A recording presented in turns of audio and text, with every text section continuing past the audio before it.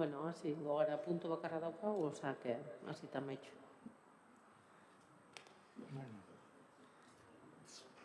Gaurko deialdiko puntu bakarra da 2023ko maiatzen 24an egindako bilerari dagokionen aktaren onarpena.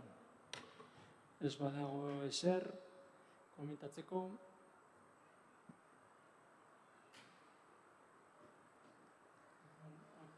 Aktaren aldeko botoak. Aho batez.